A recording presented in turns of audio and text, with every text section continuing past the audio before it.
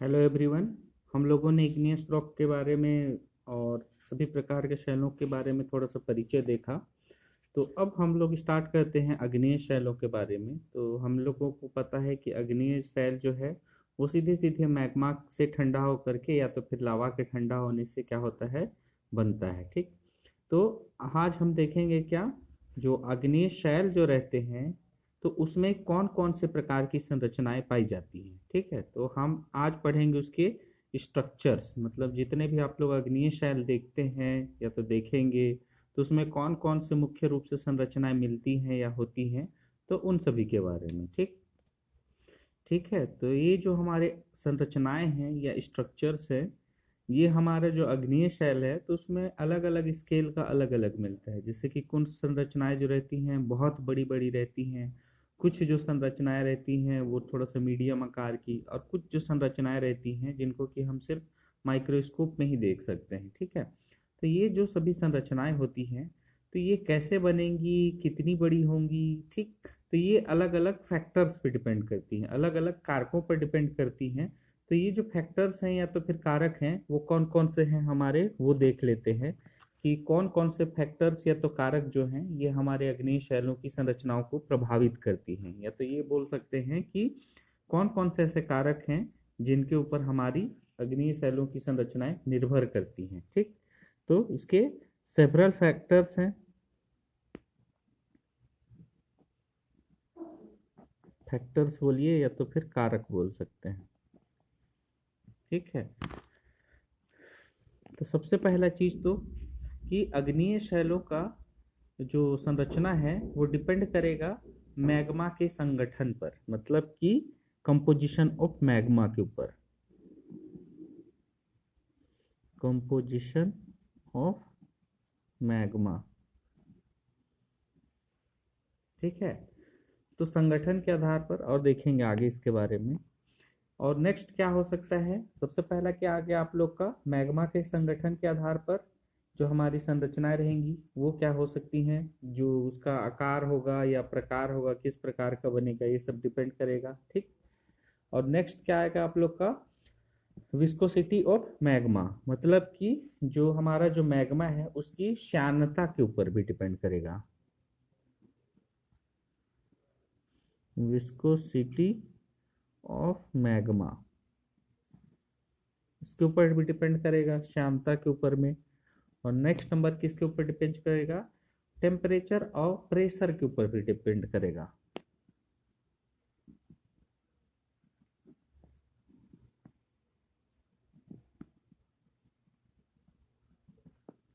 Temperature and pressure of magma,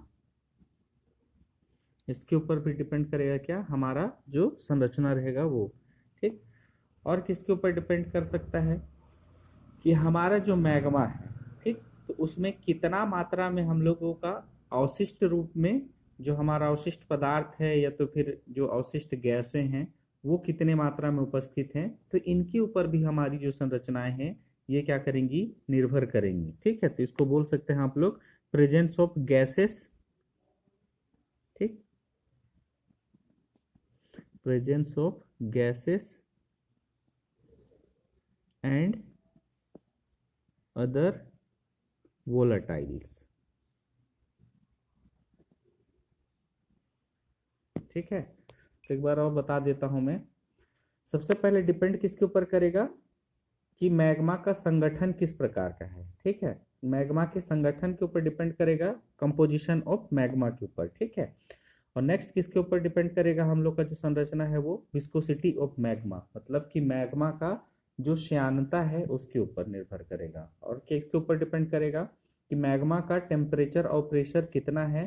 ठीक है, कि उसका ताप और दाब कितना है उसके ऊपर भी डिपेंड करेगा, अर्थात कि मैग्मा के ताप और दाब के ऊपर भी हमारा जो संरचना है वो निर्भर करता है। और इसके अलावा और क्या, लास्ट नंबर क्या होगा उसका, कि जो हमारा मैग्मा है उसमें कितना मात्रा में हमारा जो गैस है और हमारा अवशिष्ट पदार्थ उपस्थित है, तो इस सब के ऊपर क्या करेगा, हमारा जो संरचना है वो निर्भर करेगा। ठीक, तो जैसे हमारा जो कंपोजिशन ऑफ मैग्मा, तो हमारा जो मैग्मा जो रहता है वो दो प्रकार का रहता है, एसिडिक मैग्मा और बेसिक मैग्मा। ठीक है, तो इस प्रकार से हमारा एसिडिक रॉक बनेगा और बेसिक रॉक बनेगा।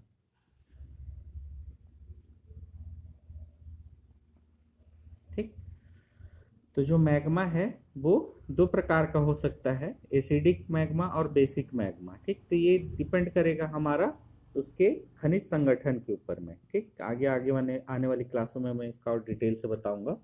तो अभी बस इतना समझ लीजिए कि जो मैग्मा होता है उसमें उपस्थित खनिजों के आधार पर उसको दो भागों में बांट देते हैं हम लोग, क्या, एसिडिक मैग्मा और बेसिक मैग्मा। ठीक, तो जो हमारी संरचनाएं एसिडिक मैग्मा से बन रही हैं वो अलग रहेंगी, और जो संरचनाएं हमारे बेसिक मैग्मा से बनेंगी वो अलग रहेंगी। ठीक, तो इस प्रकार से जो हमारा जो संगठन रहता है तो इसके ऊपर डिपेंड करता है क्या हमारा जो सेलों का जो संरचना रहेगा अग्नि सेलों का, वो सबसे पहला चीज। ठीक, कि वो किस प्रकार के मैग्मा से बन रहा है। ठीक है, तो सभी मैग्मा से हम लोग का सभी प्रकार की संरचनाएं नहीं बनेंगी।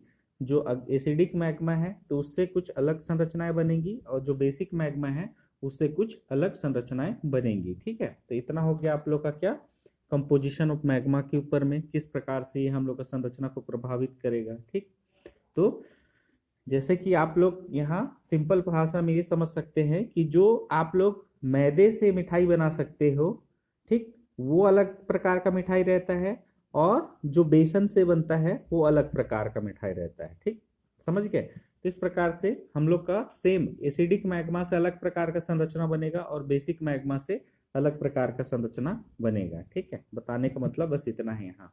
नेक्स्ट क्या है आप लोग का, viscosity of magma. Viscosity of magma को हिंदी में क्या बोलते हैं हम लोग, मैग्मा का श्यानता। अब श्यानता क्या होता है, उसका गाढ़ापन बोल सकते हैं इसको, उसका जो गाढ़ापन बोल सकते हैं। ठीक, गाढ़ापन मतलब जैसे आप लोग एक गिलास पानी में जैसे आप लोग क्या करते हो, शक्कर घोल देते हो थोड़ा सा, 1 चम्मच 2 चम्मच, ठीक, तो वो अच्छे से घुल जाता है, मतलब कि वो क्या है आप लोग का कम श्यान है, कम गाढ़ा है। लेकिन अगर आप लोग 1 गिलास पानी में 1 किलो शक्कर घोल देते हो, ठीक, तो वो कैसे हो जाएगा, बहुत ज्यादा गाढ़ा हो जाएगा। ठीक, तो इस विस्कोसिटी या तो फिर श्यानता बोल सकते हैं, या तो गाढ़ेपन के ऊपर भी डिपेंड करता है क्या हम लोग का संरचना। तो हमारे विस्कोसिटी के आधार पर भी बहुत सारे अलग अलग संरचनाएं बनती हैं। ठीक, तो जिसमें कम विस्कोसिटी रहता है, जो कम गाढ़ा रहता है वो अलग प्रकार का संरचना बनाता है, और जो ज्यादा गाढ़ा रहता है मैग्मा वो अलग प्रकार का संरचना बनाता है। तो इस प्रकार से हम लोग का जो संरचनाएं बनेंगी तो उसको हमारा जो मैग्मा का विस्कोसिटी है वो भी प्रभावित करता है। ठीक है, ये हो गया सेकंड नंबर। अब नेक्स्ट नंबर आता है आप लोग का टेम्परेचर एंड प्रेशर। ठीक, तो इसमें आप लोग का डेप्थ भी आ जाएगा। ठीक, उसका जो आप लोग का गहराई कि वो कितने गहराई पे बनेगा। ठीक है, तो यहाँ पर देखो कि अगर हम लोगों का जो मैग्मा रहेगा उसको अगर ठंडा होने के लिए अगर ज़्यादा टाइम दोगे तो उसको वो अच्छे से बड़े बड़े ग्रेन बना करके संरचनाएं बनाएगा। और अगर आप लोग क्या करोगे, उसको ठंडा होने के लिए टाइम ही नहीं दोगे, उसको तुरंत पानी के साथ में कॉन्टैक्ट में ले आओगे, या तो फिर उसको एटमॉस्फेयर के जब कॉन्टैक्ट में आ जाएगा तब उसको अपने जो क्रिस्टल जो रहेंगे अपने खनिजों के क्रिस्टलों को बनाने में टाइम नहीं मिलेगा। तो इसीलिए वो जैसे उसको सुइटेबल इन्वायरमेंट मिलेगा, टेम्परेचर प्रेशर मिलेगा, तो उसी के अकॉर्डिंग वो क्या बना लेगा, अपना संरचना बना लेगा। ठीक, तो ये टेम्परेचर और प्रेशर जो है हमारा वेरी करते रहता है। ठीक, मतलब कि बदलता रहता है कि हमारा जैसे पृथ्वी के सतह पर जो संरचना बन रहा है वो अलग मिलेगा आप लोग को, और पृथ्वी के गहराई पे जो संरचना बन रहा है वो आप लोगों को अलग मिलेगा। क्यों, क्योंकि वहाँ टेम्परेचर और प्रेशर में अंतर रहेगा आप लोग का, ऊपर और नीचे, इसी के कारण में। ठीक, अलग अलग संरचना बनेगा। नेक्स्ट आता है आप लोग का presence of gases and other volatiles. मतलब कि अगर आप लोगों का जो मैग्मा है उसमें बहुत ज़्यादा मात्रा में गैस है और दूसरे प्रकार के क्या है, अवशिष्ट पदार्थ हैं। ठीक, तो इन सब के ऊपर भी क्या करता है हमारा जो संरचना है वो डिपेंड करता है कि हम लोग का जो कम गैस और अवशिष्ट पदार्थ वाला संरचना अलग रहेगा, और जिसमें बहुत ज़्यादा गैस और अदर क्या रहेगा हम लोग का अवशिष्ट पदार्थ मिलेगा, उसमें संरचना अलग प्रकार का बनेगा। ठीक है, तो इस प्रकार से ये जो चीजें हैं आप लोग के 4 फैक्टर्स जो हैं, कारक जो हैं, ये आप लोगों के अग्नेय शैलों में पाए जाने वाले संरचना को बहुत ज्यादा प्रभावित करते हैं, या तो इन्हीं के ऊपर डिपेंड करता है। ठीक,